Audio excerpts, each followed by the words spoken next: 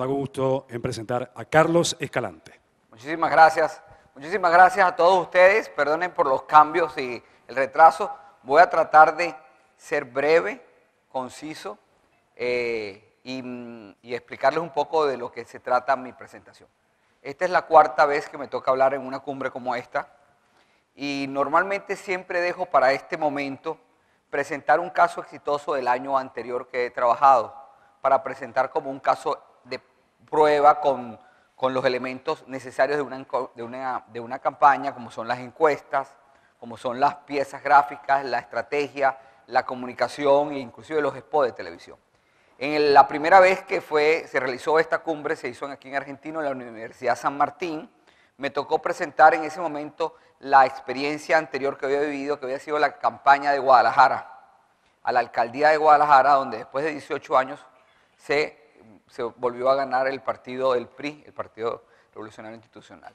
En la segunda cumbre de este tipo me tocó, que fue en Ecuador, me tocó hablar de la elección parlamentaria del Zulia de Venezuela, donde tuve la oportunidad de trabajar con Nora, que está aquí acompañándonos, que es una diputada, que sacamos 14 de los 16 diputados en esa experiencia. El año pasado fue en Guadalajara, que tuve además el honor de ser organizador del evento. Me tocó presentar entonces la campaña de Nayarit, de la gobernación de Nayarit. Yo debería presentar, por tradición, la elección de Jalisco, del gobernador, de aquel que fue alcalde de Guadalajara, que hoy es el actual gobernador de Jalisco, y me tocó ser su asesor, y que fui su asesor como alcalde, y que fui su asesor durante su campaña, y fui el asesor principal de la elección a la gobernatura, y hoy, como les dije, es el gobernador. Pero yo quise hacer otra cosa distinta, porque hay algo que me mueve a hacer algo diferente. Lo que he hecho en 22 años de mi vida ha sido consultoría política, y me fui de Venezuela hace 15 años a trabajar fundamentalmente esto, y lo hago con un orgullo, con un amor y con una pasión, porque lo que hago lo disfruto. Nada mejor en la vida que trabajar en algo que a ti te guste, y si te pagan, qué satisfactorio es. Entonces, bueno, yo ahorita estoy trabajando en 5 campañas en México, pudiera presentar esas piezas también, pero he querido, como quien dice, hacer una cosa distinta. He querido tomar la militancia del ciudadano. Hoy soy un consultor, hoy soy un ciudadano venezolano que vengo a hablar con ustedes, porque vengo a hablar de un tema que en estos días seguramente no lo han oído y no lo van a oír. Es un poco demostrar de dónde proviene y de dónde está el centro del fraude que existe en Venezuela, en esa mal llamada democracia, llamada la democracia venezolana.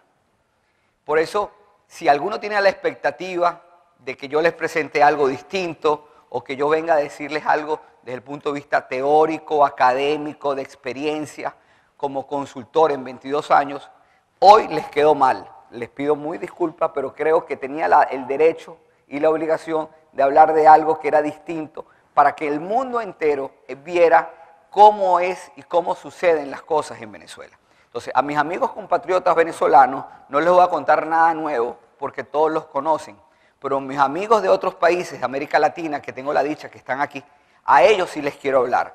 Pero a mis amigos venezolanos que me van a acompañar, de hecho tengo varios amigos, diríamos casi todos que están aquí, he tenido la oportunidad de trabajar junto a ellos, les va a llegar un momento que les voy a pedir que se paren y hagan algo en función de lo que yo voy a decir, para que a los otros que no son venezolanos conozcan un poquito de nuestra tierra y conozcan un poco dónde está el centro de la trampa.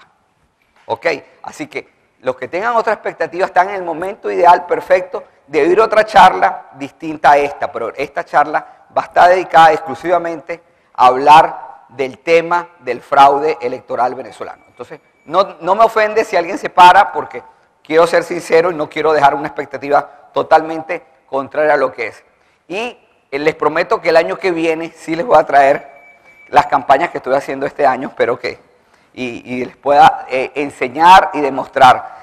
Tenía preparado casi Jalisco ahí listo. Ahorita cuando vi el expositor anterior podía ver puedo desmontar un poco desde el punto de vista teórico todos estos términos que se mal usan a veces por algunos y que consultores, pero bueno, no entro en polémica, no quiero entrar en crítica, sino vengo a hablar estrictamente de este tema, así que ok. Soy consultor político, entonces no soy especialista en sistema electoral, pero vengo a hablar del sistema electoral. Y para eso me he basado, para entrar ya en terreno, con unos profesionales que existen en Venezuela, que es una empresa, es una organización que se llama SDATA. Entonces, los voy a pedir en 3 momentos especiales, un poquito de paciencia, vamos a ver 3 videos muy cortos de cómo es el sistema electoral venezolano y cómo ha sido el comportamiento en los últimos 14 años, para que ustedes entiendan.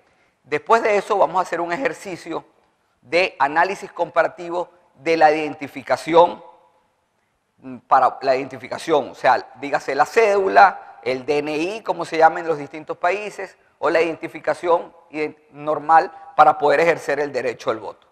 Voy a empezar con este video, que es de esta organización SDATA, los ponemos, lo oímos y hacemos preguntas y respuestas, ponemos el segundo, lo oímos y después nos vamos a la parte final, que es la demostración patética de lo que les quiero mostrar para que ustedes lo identifiquen.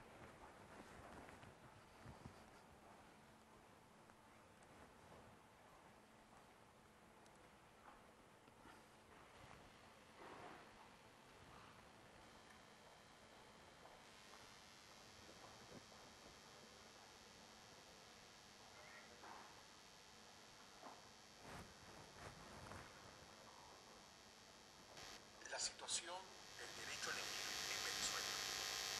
El derecho a elegir es un derecho humano. ¿Se está oyendo aquí? La Declaración Universal de ¿Ah? los Derechos Humanos, el Pacto Internacional de los Derechos Civiles y Políticos y el Pacto de San José de Costa Rica. Se rige por... No estaba bien metido. No estaba bien metido. Es una palabra muy... Hay que meterlo bien. Bien metido. De la Declaración Universal de los Derechos Humanos, el Pacto Internacional de los Derechos Civiles y Políticos y el Pacto de San José. Algo le pasa a esto. El plomo.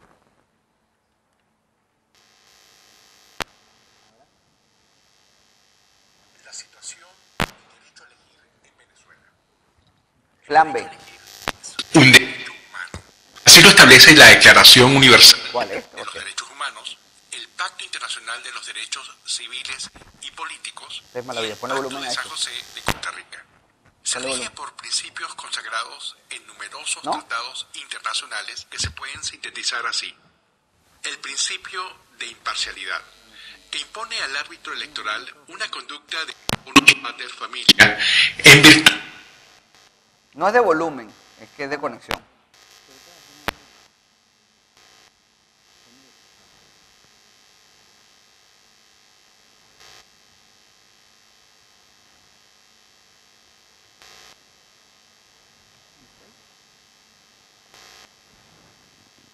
la situación del derecho a elegir en Venezuela. El derecho a elegir es un derecho humano.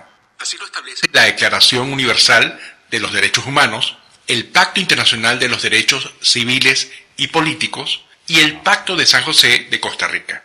Se rige por principios consagrados en numerosos tratados internacionales que se pueden sintetizar así. El principio de imparcialidad, que impone al árbitro electoral una conducta de bonus pater familia, en virtud de la cual no debe tomar partido por ninguno de los contendientes y se obliga a actuar estrictamente apegado a las normas constitucionales, legales y sublegales que rigen la materia electoral. El principio de transparencia, que comprende, entre otros, el acceso que todos los contendientes deben tener a la información relevante relacionada con los procesos electorales para ejercer su derecho de vigilancia de todo el proceso electoral.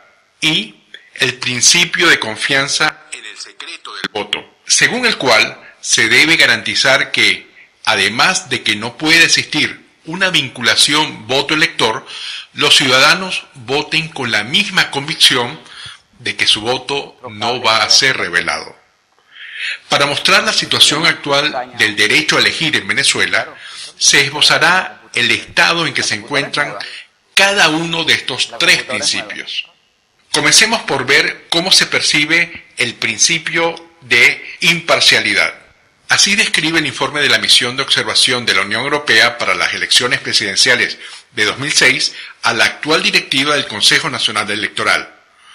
Solo uno de estos 5 rectores es considerado como desafecto al oficialismo.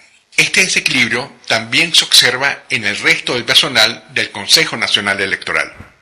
Para tener una idea de lo que sucede con el principio de transparencia, es necesario tener en cuenta varios aspectos. En lo referente al Sistema Nacional de Identificación. El Sistema Nacional de Identificación consta de la Oficina Nacional de Identificación y Extranjería, ONIDEX, que depende del Poder Ejecutivo, y de la Fiscalía de Cedulación, que depende del Consejo Nacional Electoral. Una de las funciones de la ONIDEX es la emisión de los documentos de identidad. La función de la Fiscalía de Cedulación es supervisar la actuación de la ONIDEX. A lo largo del tiempo, y hasta hace pocos años, hubo la sana costumbre que la ONIDEX estuviese bajo el control del gobierno y que la Fiscalía de Cedulación se mantuviese bajo el control de la oposición. Esto generaba confianza en el Sistema Nacional de Identificación. En las actuales circunstancias, ambas dependencias, la ONIDEX y la Fiscalía de Cedulación, se encuentran bajo el control del oficialismo. En lo referente al registro de electores o registro electoral, al comparar el registro electoral de septiembre de 2003 con el de diciembre de 2006, se observan dos grandes grupos de electores que llaman mucho la atención. El grupo de los electores inscritos entre septiembre de 2003 y diciembre de 2006 y el grupo de electores migrados fuera de su vecindad electoral entre septiembre de 2003 y diciembre de 2006. Lo grave de esta situación es que a partir que la directiva del Consejo Nacional Electoral fue designada de forma irregular por el Tribunal Supremo de Justicia, el CNE se ha negado a entregarle a la ciudadanía el registro electoral con las direcciones de los electores. A causa de esto, la ciudadanía no ha podido verificar ni la existencia ni la ubicación de estos electores. Esta actitud del CNE mantiene divididos a los electores en dos grupos. El de los electores verificables, aquellos cuya existencia y ubicación son fáciles de comprobar, y el de los electores no verificables, aquellos cuya existencia o ubicación, por no tener direcciones, resultan prácticamente imposibles de constatar. En el registro electoral que estuvo vigente en diciembre de 2006, cerca del 40% de los electores pertenecían al grupo de los no verificables. Ley Orgánica sobre Participación Política. Artículo 95. En el registro electoral se hará constar. Punto 3. La residencia del elector con todos los detalles de su ubicación exacta, con indicación de la vecindad electoral, parroquia, municipio y entidad federal. Parágrafo único. Los datos señalados en este artículo deberán ser incluidos en las copias de la lista de electores que se le entreguen a los diferentes partidos o grupos de electores cuando así lo soliciten. En lo referente a los miembros de mesa. En las actuales circunstancias, los miembros de mesa, quienes son los encargados de dirigir los procesos de votación en las mesas electorales, son seleccionados por una computadora del Consejo Nacional Electoral, sin ningún tipo de supervisión por parte de la ciudadanía. En lo referente al escrutinio de los votos, los escrutinios, en las actuales circunstancias, se realizan dentro de los circuitos impresos y microprocesadores de unas computadoras. Ley Orgánica sobre Participación Política. Artículo 169. Los actos de escrutinio serán de carácter público. Las autoridades electorales y militares se encargarán de dar cumplimiento a esta disposición. Para percatarse de lo que está sucediendo con el principio de confianza en el secreto del voto, basta con recordar que con el sistema computarizado de votación que actualmente se usa en Venezuela, a los electores, justo antes de votar, se les registran sus datos en un sistema llamado cacta-huella. Muchos electores temen que a través de algún tipo de interconexión secuencial o inalámbrica entre la máquina de votación y la computadora portátil que forma parte de este sistema, exista la posibilidad de que se les pueda conocer su voto. Por lo tanto, en las actuales circunstancias, el sistema electoral venezolano viola los principios de imparcialidad, transparencia y confianza en el secreto del voto. Exijamos que se cumpla la ley, hagamos que se respete nuestro derecho a elegir e impidamos que se violen nuestros derechos humanos. Bueno, esta es la actual situación del sistema electoral venezolano como tal. Este es realmente un estudio, este video estaba hecho especialmente para demostrar y ver cómo este derecho, que tenemos el derecho de elegir todos los ciudadanos en el mundo, por ser un derecho humano y que está amparado por el derecho de la legislación latinoamericana en el Pacto de San José, donde tenemos este mismo derecho de elegir, se rompen y se violan toda la ecuanimidad. Hay un punto fundamental que ha sido además tema de mucha polémica, es el órgano electoral. El órgano electoral es el máximo organismo que se encarga de regir este proceso electoral. En diferentes países tiene distintos nombres. En México se llama el IFE, en el Consejo Nacional Electoral, Consejo Supremo Electoral. El nombre que sea debe tener una cierta ecuanimidad fundamentalmente.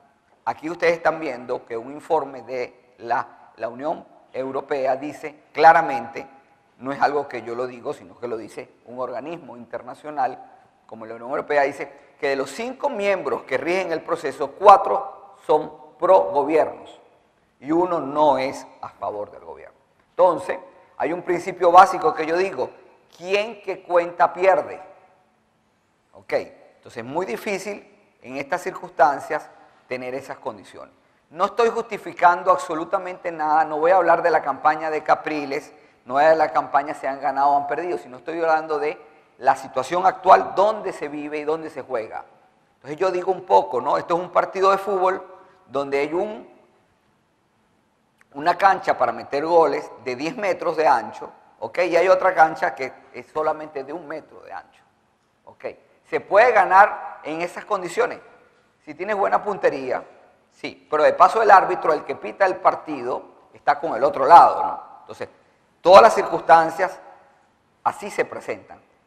Hoy por hoy, después del último proceso electoral, sabíamos que esto sucedía, o sea, no, para nadie es un secreto, pero no tenemos otra opción. En Venezuela no existe otra alternativa sino seguir jugando a tratar de ganar la elección en una arquería de solamente 1 metro frente a una de 10.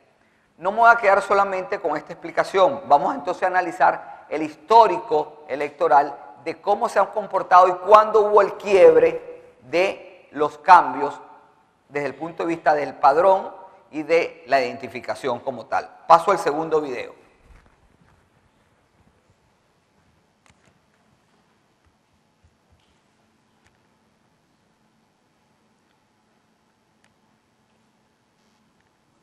La evolución de los resultados oficiales. Para comprender lo que en materia electoral está sucediendo en Venezuela, es conveniente recordar cuál era la situación previa al referéndum revocatorio presidencial de 2004.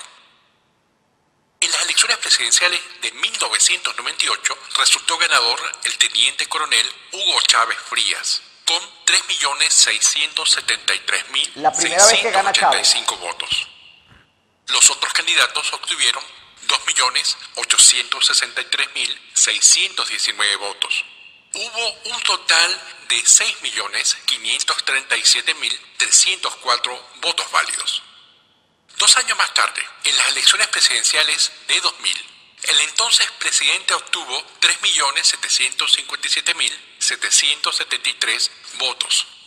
Los demás candidatos obtuvieron 2.530.805 votos.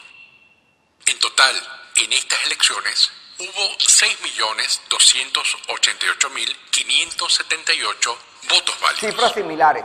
En 2003, y pese a todas las amenazas que lanzó el gobierno contra quienes firmasen y todas las trabas que puso el CNE para que se recolectasen las firmas, la oposición logró recolectar, frente a testigos del gobierno y de la oposición, 3.479.120 firmas, que fueron recibidas por el CNE.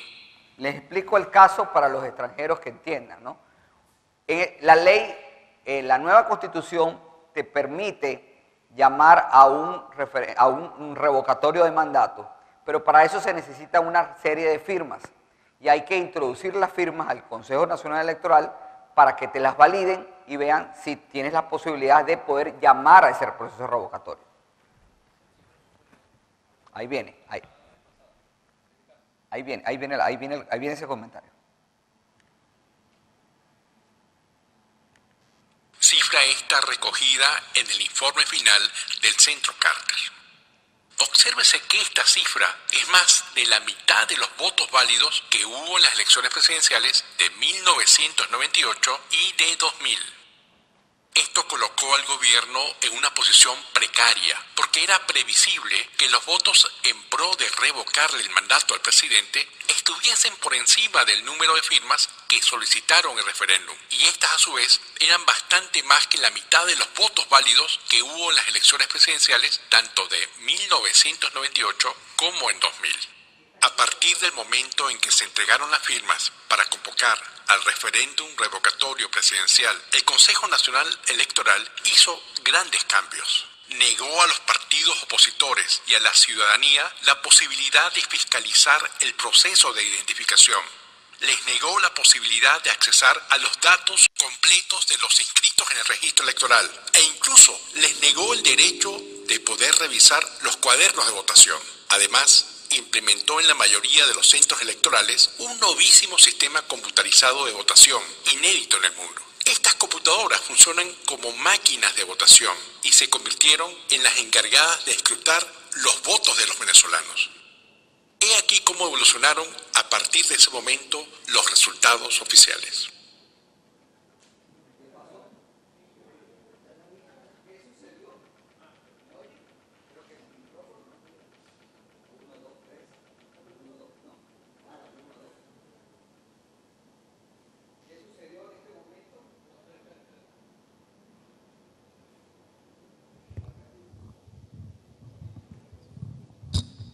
Creo que hay gente del gobierno que nos está saboteando un poco.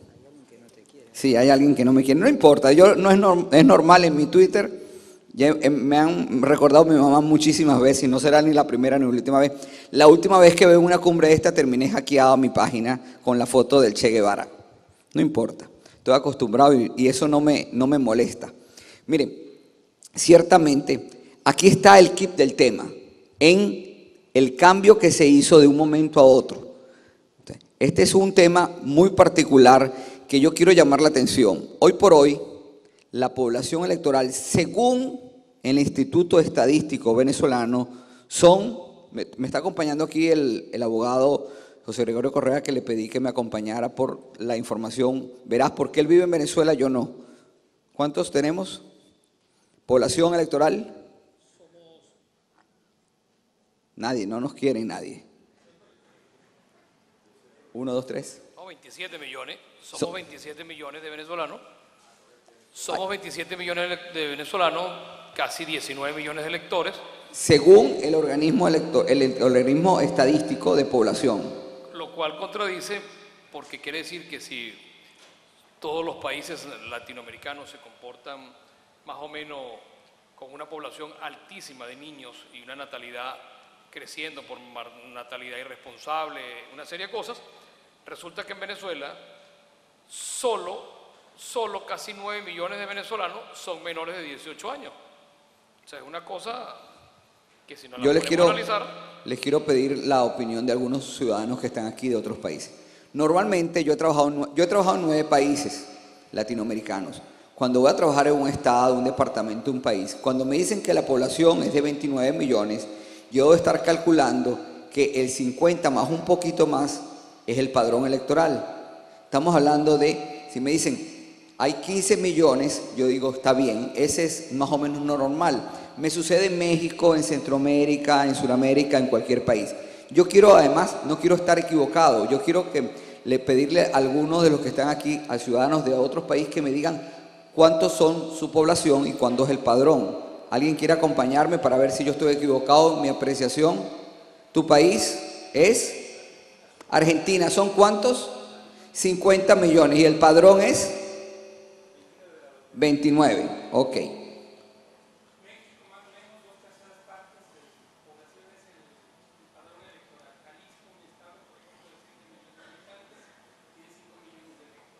Casi 5 millones. Ese promedio más o menos que se acompaña entre 60, alrededor de 60%, más o menos el 60%, en Venezuela se rompe. No es así.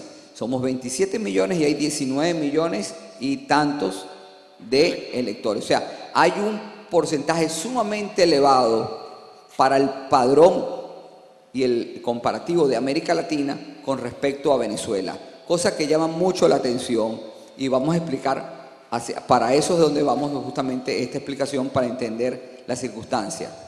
Dígame. ¿Este es Indra o es No, fue Indra y ahora es Smartmatic. Fue Indra y Smartmatic. Pero sí tuvimos Indra. Definitivamente, yo soy un militante extremo en contra de los sistemas electrónicos. No hay nada mejor que un sistema manual por la confianza y la seguridad que te da. ¿Que tú me vas a decir que siempre hay robo? Sí, claro. En todos los sistemas van a haber trampas. El problema es las magnitudes de las trampas. En el sistema manual existe el carrusel, existen 20 mecanismos distintos para meter más votos, pero siempre es limitado. En cambio aquí todo es un misterio, nunca se sabe, y existen las grandes dudas que hoy por hoy nos presentan en el caso particularmente en Venezuela. O sea, si hay algo que yo les puedo decir en cada uno de sus países, sean militantes en contra de los sistemas electorales automatizados. No generan confianza y pueden suceder cosas como la que acabamos de ver ahorita, cómo creció el padrón y la intención de voto de un candidato a otro justamente solamente por haber metido las máquinas. No me digan que ahora nacieron más gente ni aunque existen más personas, porque realmente eso es imposible que eso exista. Vamos a ver el tercer video en cuestión.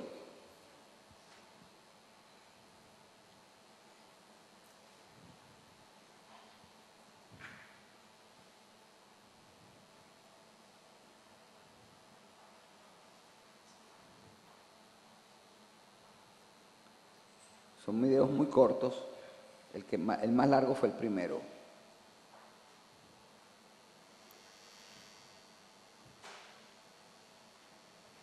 Ahí viene.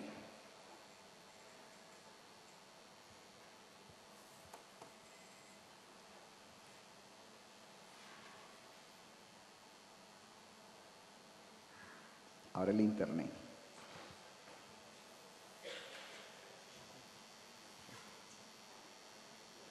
Mira, está pensando. Está muy lento el internet. Y le pusimos esto porque la red no.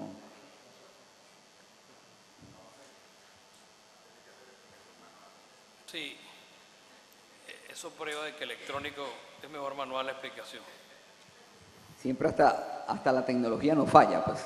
Vamos a ver si jala. Pero mientras tanto, voy a esperar que jale el video y les voy a entonces entrar en materia justamente de lo que vimos en el primer video, que es lo que yo siento que está pasando. Tenemos un sistema electoral, ok, pero si está lento va a jalar todo lento.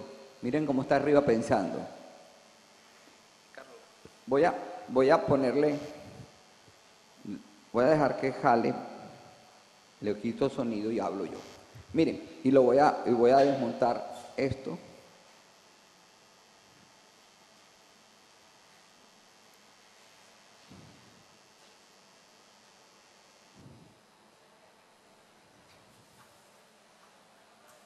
Ok, me voy a quedar aquí. Bueno, yo tengo una teoría, y esa es la teoría que yo vengo a hablarles, ¿no? Ya hemos visto el contexto donde estamos. entendimos cómo se maneja todo, entendimos que el órgano electoral lo manejan ellos, que el órgano fiscalización de la identificación lo manejan ellos, y entonces quisiera ver que este mecanismo electrónico, que costó millones de dólares, que ningún país de América Latina, y me corrigen si es así, lo tiene Venezuela, y Venezuela tiene el dinero para hacerlo. ¿Tienen alguna duda alguien de ustedes?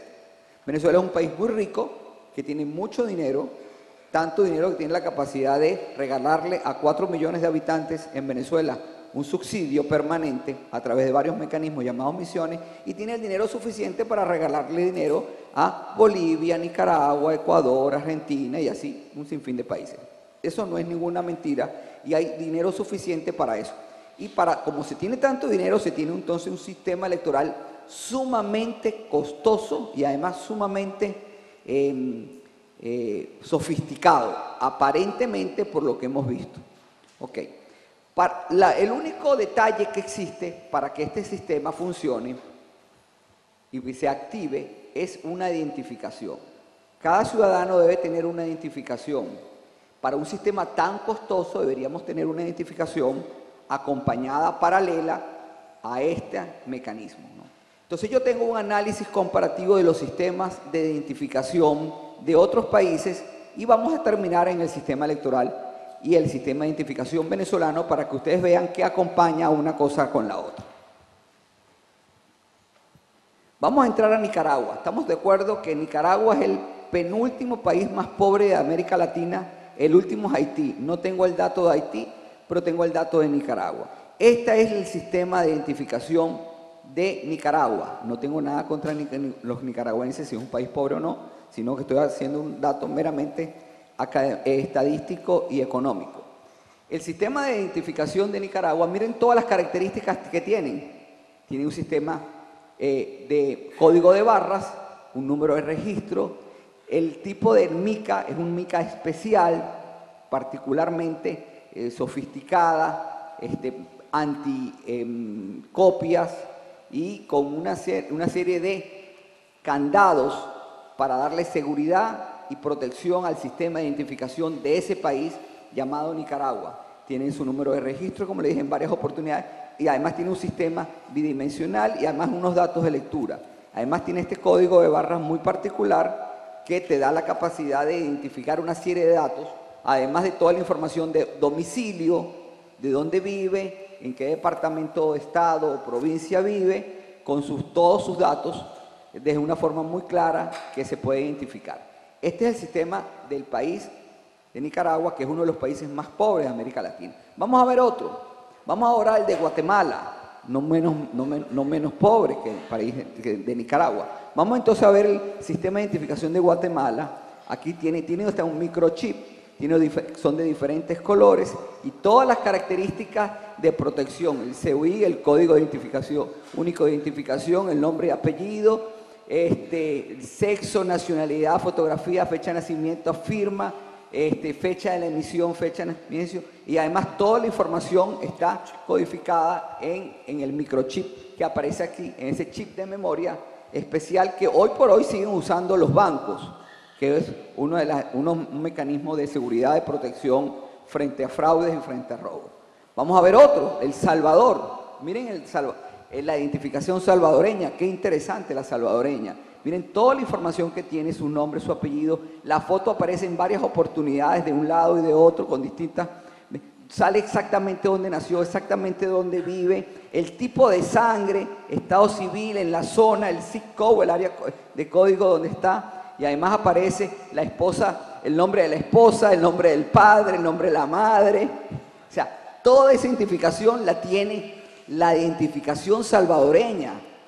Uno de los países más pequeños de América Latina la tiene El Salvador. Vamos a seguir viendo, o sea, esto sigue, continúa.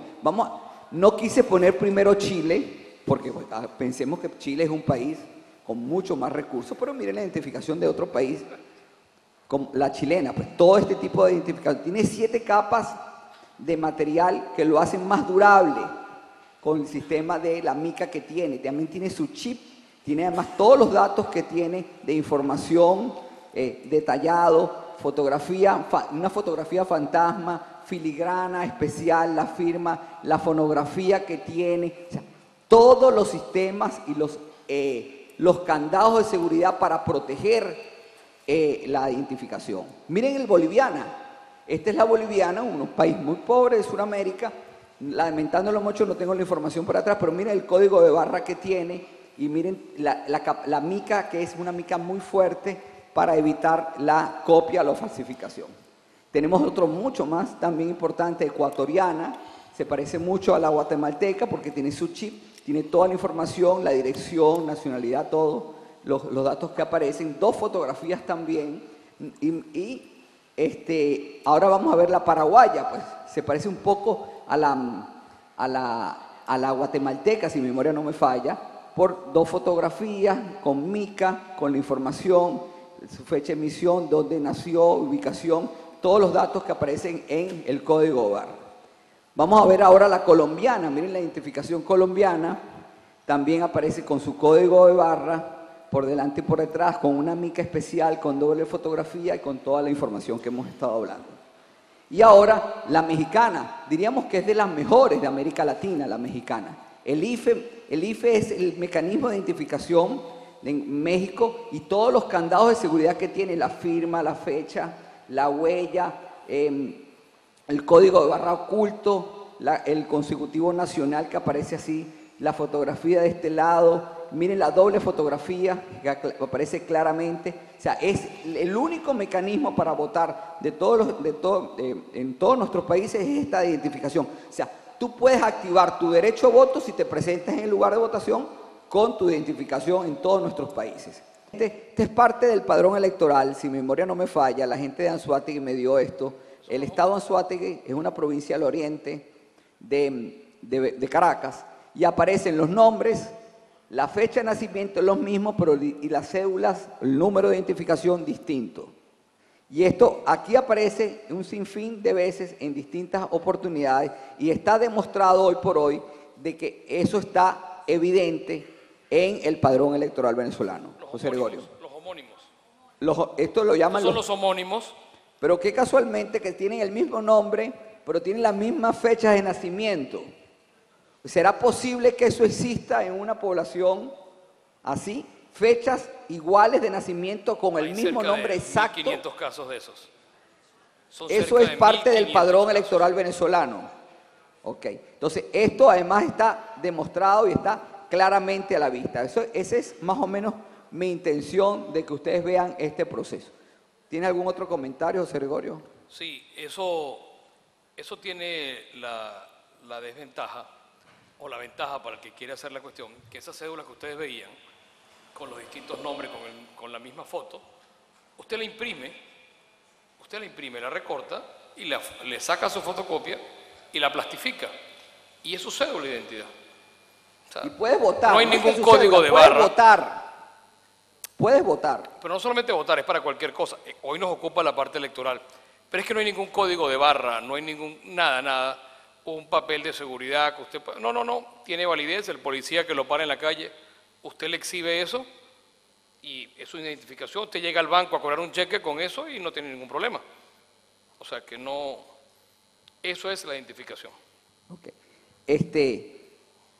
Esto es lo que he querido hacer en este breve tiempo que nos acompaña el día de hoy. Un poco demostrar cuáles son las circunstancias y cuáles son en el momento que vive Venezuela y por qué hoy por hoy existen las dudas claras de que en la última elección el colchón no les alcanzó y tuvieron que hacer algo más, ¿me entiendes? Y esa diferencia es la que hoy podemos decir que en la última elección la oposición ganó la elección, pero no les alcanzó y tuvieron que hacer algunos otros argumentos. ¿Por qué? Porque no han querido abrir el proceso de reconteo. Claramente no quieren abrir los cuadernos electorales porque evidentemente van a descubrir una serie de cosas. Estas cosas se van a descubrir y por eso no les interesa hacerlo. Por eso está claramente demostrado que esta teoría no se queda en teoría, que todo indica que es más que una teoría o una triste realidad. Quiero además terminar mi presentación. Ya les voy a dar el derecho a palabra porque me quedan 15 minutos.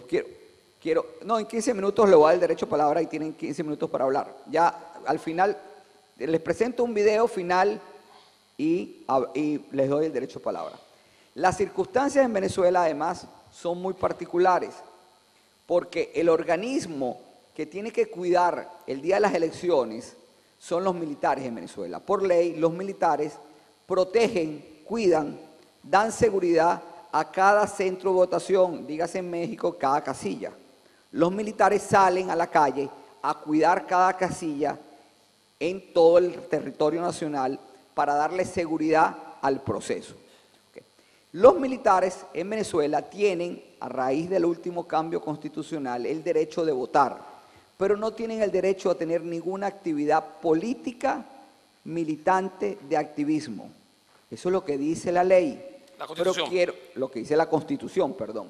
Pero les voy a mostrar entonces un video de lo que dice y cuál es la opinión del ministro de la Defensa venezolano el día después de la muerte del presidente Chávez. Perdón, mejor dicho, aclaro. El día después del anuncio de la muerte del presidente Chávez, aclaro para que quede duda, ¿no? Porque las dudas son muy claras. Al día siguiente del anuncio de la muerte del presidente Chávez, el ministro de la Defensa es entrevistado y da estas declaraciones que quiero compartir con todos ustedes para que vean en las circunstancias de donde estamos y de qué estamos hablando. Vamos a poner el video. Carlos, para las preguntas, si las pueden hacer por escrito y la joven va a pasar a recoger las preguntas en los papeles que tienen en la carpeta, tienen hojas blancas. Ahí pueden hacer las preguntas para, en aras de colaborar con los demás oradores y el tiempo que nos queda. Yo les prometo que voy a terminar puntual. No, pero... Ok, no, pero yo sé, pero vienen las preguntas. Vamos a poner este video y después de poner este video lo conceptualizamos y abrimos el derecho a palabra. El ministro de la Defensa venezolano.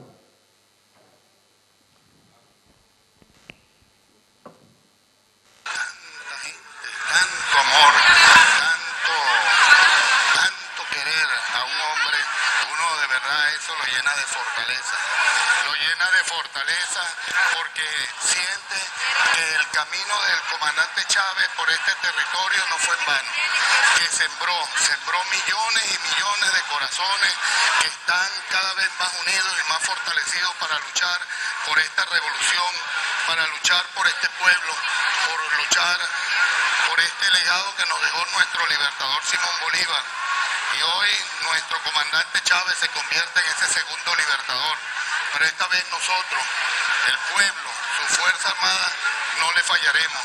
Yo le pido al pueblo en general que una vez se llame a elecciones cumplamos esa voluntad del comandante Chávez de votar todos por Nicolás Maduro y darle la madre a toda esa gente fascista que han buscado desestabilizar este país. Pero yo le digo algo a toda esa gente. Darles la madre al poder fascista y que voten por Nicolás Maduro. El ministro de la Defensa, en televisora nacional, en cadena nacional, dando esas excelentes y ecuánimes declaraciones. Esa es Venezuela. Por eso que yo quería hablar de este tema, porque este era un escenario ideal para que cualquier persona de cualquier país del mundo que nos acompaña en la tarde de hoy se lleve el mensaje de cómo son las circunstancias y en cuáles momentos se vive en la democracia en América Latina. Y cuando, como mi papá siempre ha dicho, cuando veas las barbas de tu vecino arder, pon las tuyas en remojo. Esto puede pasar en cualquier país de América Latina.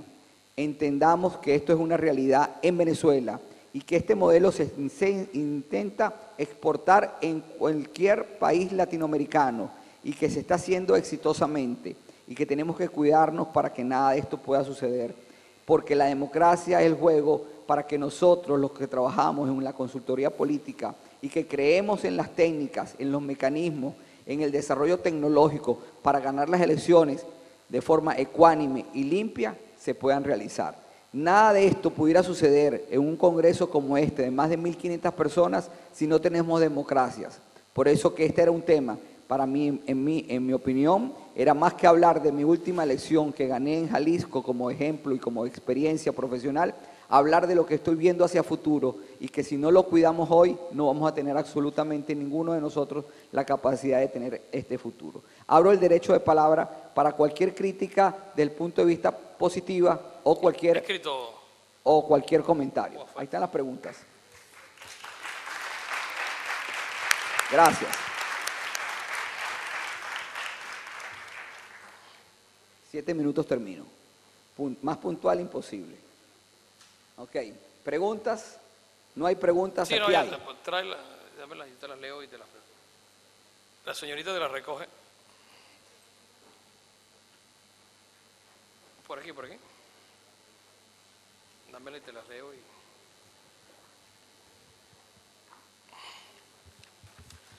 ¿Alguna otra pregunta ahí atrás? Si quieres. Ok, vamos a empezar. Para que copies. ¿Por qué los veedores internacionales, incluido Jimmy Carter, dice que el sistema electoral es ejemplar? Segundo, el crecimiento del patrón electoral no pudo crecer por la gran cantidad de indocumentados que había en 2003. Y tercero, la huella, este lo puso con G, la huella dactilar no detecta los gemelos. No detecta los gemelos. Ok. Bueno, vamos a empezar a responder la primera parte de la pregunta, es los veedores internacionales. Ya, normalmente todos nuestros países de América Latina tienen observaciones internacionales, oficiales, que acompañan el momento de la elección. Ya en Venezuela no van los observadores porque no son invitados. Para que ese sistema se active, tiene que ser invitado por el país donde se hacen las elecciones. Y solamente van ahora acompañantes, amigos del régimen que van a estar al lado solamente y tienen una postura política interesada por toda esta capacidad de dinero que se tiene en Venezuela. Entonces no hay nada ecuánime. Pero fíjense que en el 2006, el primer video que yo puse decía que en ese momento sí existía la observación internacional, que no lo digo yo, no es Carlos Escalante, no es Carlos Escalante. La Unión Europea dijo en el año 2006 que de los 5 miembros del Consejo Nacional Electoral, dígase en el IFE, los 5 miembros del IFE, porque en México son 10 si mi memoria no me falla, ¿no? Aquí en Venezuela son 5, 4 son pro gobiernos y 1 es no por favor de gobierno. Quisiera pararme en esto porque además José Gregorio, que lo invité particularmente, quería que hiciera comentarios. ¿Cómo fue electo este instituto electoral que hoy rige el proceso electoral en Venezuela? José Gregorio. Estos miembros integrantes del Consejo Nacional Electoral, 4 de ellos vienen de o haber sido ministros o altos funcionarios del gobierno del presidente Chávez en el propio ejercicio. De ahí pasaron a ser los actuales. Pero es que tenemos un ejemplo anterior. Las 2 elecciones que había ganado el presidente Chávez, el presidente del Consejo Nacional Electoral, el día que gana el presidente Chávez, a los días lo nombra a ese presidente del Consejo Nacional Electoral, lo nombró vicepresidente de la República. Luego, en la siguiente elección, cuando el presidente Chávez es reelecto, ese presidente de ese Consejo Nacional Electoral, a los días lo nombró magistrado del Tribunal Supremo de Justicia. Ahora que hay un recurso que interpuso Enrique Capriles ante la Sala Electoral del Tribunal Supremo de Justicia, la presidenta de la Sala Electoral, además de ser muy amiga del presidente, era diputada, además alta funcionaria del gobierno, y ahora es la que pasa, además fue su embajadora, fue embajadora en Canadá, trabajaba en la Cancillería, o sea, y además era empleada de Nicolás Maduro. Ella es la que ahora pasa a conocer la ponencia en caso de que se admita. La otra pregunta. Eso, léete la otra pregunta. Otra pregunta. Aquí hay otra. La huella dactilar que no detecta los gemelos, que habríamos hablado. ¿Pudo difundir y publicar su teoría en algún medio? ¿Qué conocimiento tienen los venezolanos de su teoría? Excelente. Y te leo la otra. No, pero respondo brevemente. Yo no había querido hablar de esta teoría, sino hasta este momento, porque yo entiendo que si manejo estrategia política, yo no puedo hablar antes de la elección de esto, porque lo que estoy es buscando la forma de que la gente no salga a votar. Y yo creo en la democracia, y tengo que defender la democracia, y tengo que buscar que mi único mecanismo para cambiar este régimen es a través de la democracia.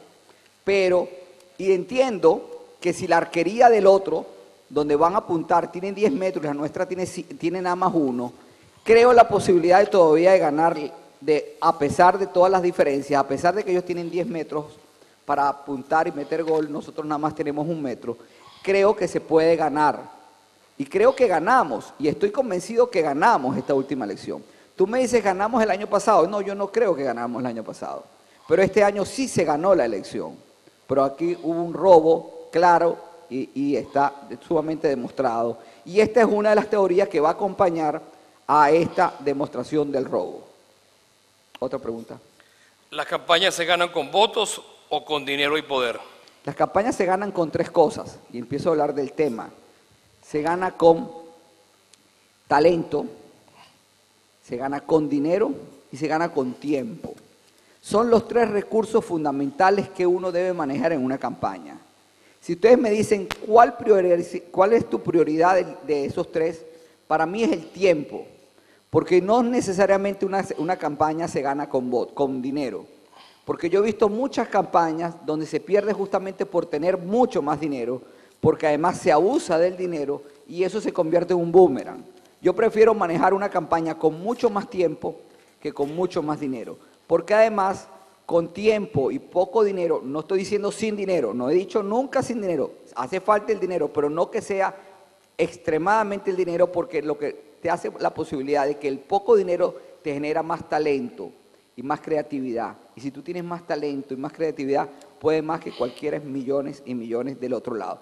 En las últimas elecciones he ganado elecciones justamente donde los otros tienen más dinero, pero nosotros hemos tenido más capacidad de tener talento y tiempo, que son los recursos fundamentales para ganar. Pero dinero siempre va a hacer falta. ¿Qué hacer para que existan candados o blindajes y no existan fraudes electorales? ¿Y cree usted que la revolución debió ser el camino de salida al fraude grosero de Nicolás Maduro? Y por último, ¿estas irregularidades han sido denunciadas internacionalmente? No, y si podrían ser sancionados por violación de derechos humanos. Esta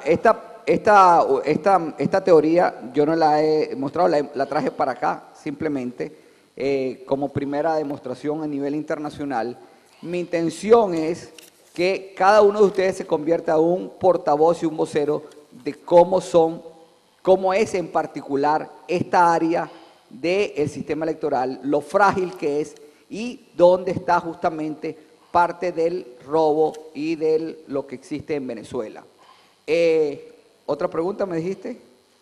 ¿Qué hacer para que existan candados o blindaje y no exista fraude electoral? Tengamos sistemas electorales vigilados, como existía anteriormente, tengamos una identificación realmente confiable, seria, para no tener estas dudas. ¿Por qué no lo han hecho? Es lo que pregunta. ¿Le faltará dinero al gobierno venezolano para tener un sistema electoral o un sistema de identificación claro, confiable y seguro para todas partes? Seguramente no. Bueno, no quiero, cumplí en la hora, estoy cumpliendo en mi tiempo. Muchísimas gracias. Gracias por su tiempo. Les debo una. El año que viene seguro que les voy a presentar alguna campaña local que estoy haciendo ahorita justamente, y nos veremos donde sea la próxima cumbre con un tema que no sea de este tema que me tocó hacerlo por militancia, por ciudadanía y no como consultor. Muchísimas gracias y perdonen la molestia el día de hoy.